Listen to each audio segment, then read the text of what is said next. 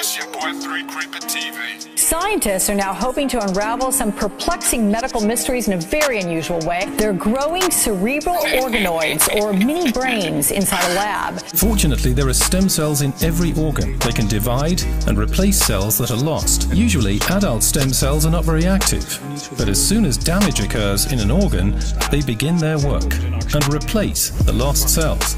I am an MK Ultra survivor. I grew up mostly in rural Bucks County, Pennsylvania. I also grew up near the Rosicrucians.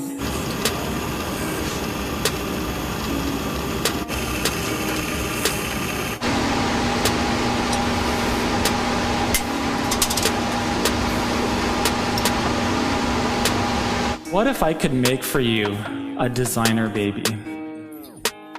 What if you as a parent-to-be and I as a scientist decided to go down that road together? What if we didn't? Building a complex human organ in the lab has long been a dream of science fiction. Now it's becoming reality.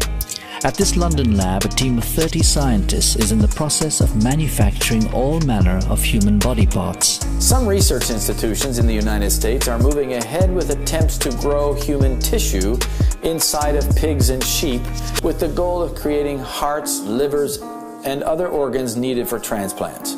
The technology is called pre-implantation genetic diagnosis, or PGD.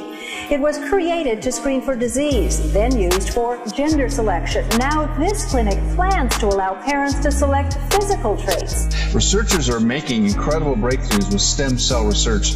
Just recently, they were able to grow a rat pancreas, heart and eyes in mice, and what this all means and how this all applies to human beings is what I'm going to talk to Dr. June Wu about. So the Rosicrucians, for those of you who haven't seen it on the History Channel yet, are a crazy cult out of Pennsylvania as well as California who believe in depopulation of the planet. And they just ignore.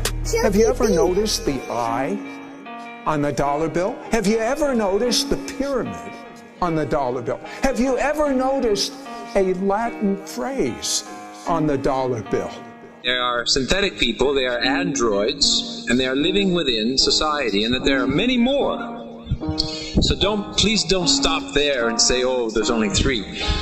There are many, many more. CB2 is the name of a robot child made by the University of Osaka. CB2 has a quite human-like presence. He's far more than a mere avatar. All he can do is move his head. His brain, a mesh of wires, connected to a computer. Hi, Philip. My name is Chad. Hello, Chad. Let's chat. I'm really pleased to be able to share more about the phenomenon of extraterrestrial-human hybrids, as I think of them, E.T. Do human-alien hybrids exist? Many of us have heard about these creatures that are created aboard alien aircraft. What's their goal or mission is a mystery. My father was United States Air Force, Office of Special Investigations. He was an E6 and had above top secret clearance. These are very strictly regulated and very rigorous processes that people are going through. The higher up the level we get toward any kind of a security clearance, they get much more intense and in-depth. And there's 3 levels of clearance of security. Above that, you have secret and top secret.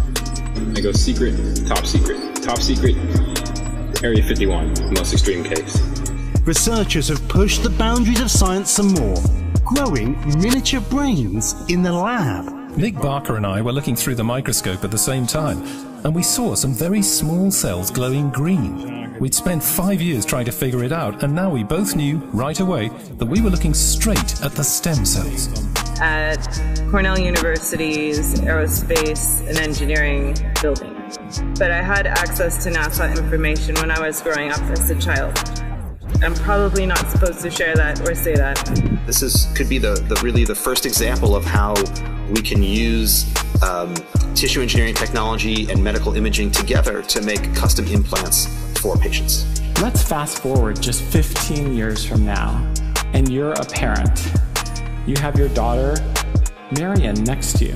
And in 2030, she is what we call a natural because she has no genetic modifications. Made from special material that's closely modeled on the topography of a butterfly's wing. Like a wing, the lab material is strong yet flexible.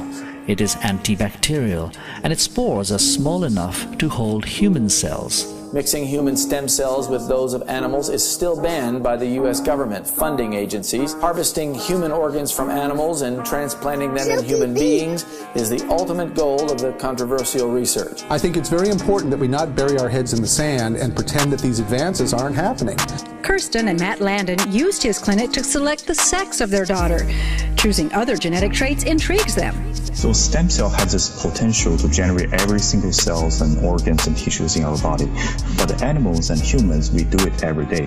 From one single cell to a mouse can be generated within 19 days. Growing up in the program, I was isolated from other children most of my life. Did tremendous emotional and psychological and cultural damage. The key founding fathers of our nation were not Christian, but were Masons. But are some of these hybrids walking around among us that do not recall their extraterrestrial origin? I've just come from a meeting in Arizona with a group of hybrids and experiencers and regular people.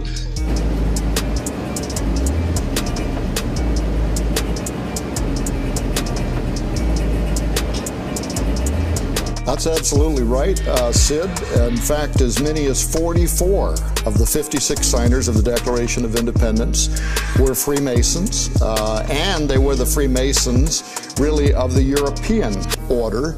We inserted a certain group of people that were technologically different, but you'd want to do so that they appear to be indistinguishable from the local population. We interviewed 8 people whom we truly believe are ET human hybrids who are living here on Earth with us. And these are wonderful people. Meaning that they were committed to building an occult form of a democracy that was based on what's called the Atlantean scheme. They actually saw in the new continent the opportunity to develop a new world order.